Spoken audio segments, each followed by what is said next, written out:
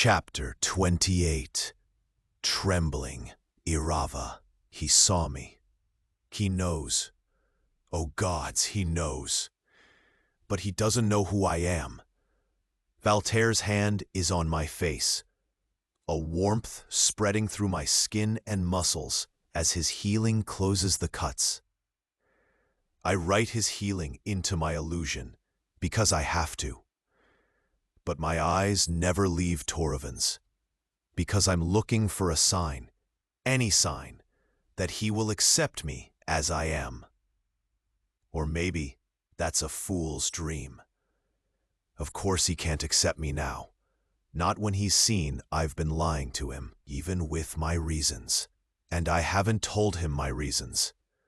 I'm not sure it will do any good. And maybe it will ruin the other half of my life that is meant to be with him. But I can't marry him now. He saw me. I would have to live another illusion all of my life, lest he know that I'm the one who deceived him. He will trust no one now, and that is my fault. Torovan's guards are now crowding the enclosed space I made to keep us safe, keep us grounded from the storm.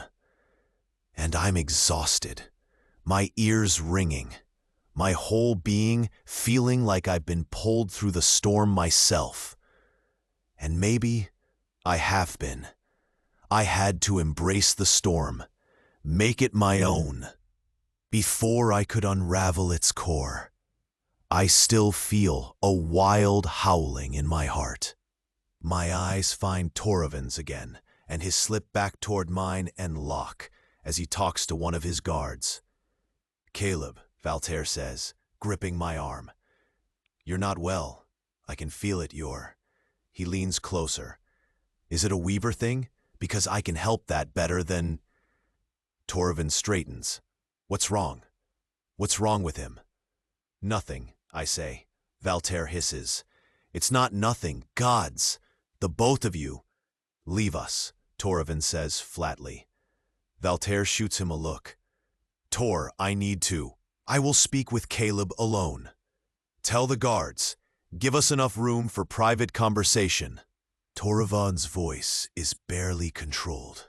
I can hear it. Valterre can hear it. Valterre looks back at me, mouth tight, but he lets go, dips an uncharacteristic bow to Torvan, and stomps out in squelching boots. We wait.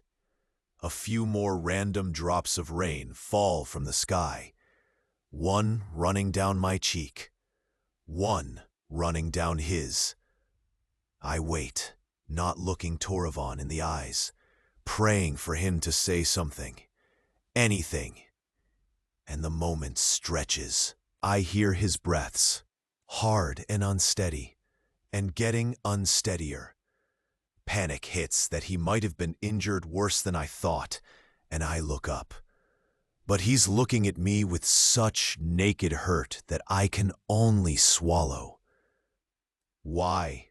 he rasps. My senses, so attuned to everything in this moment, hear the rustle of his clothes as he shifts his weight. "Are you a spy? Did you want to teach?" "Yes," I say with everything in me. "Yes, Torvan."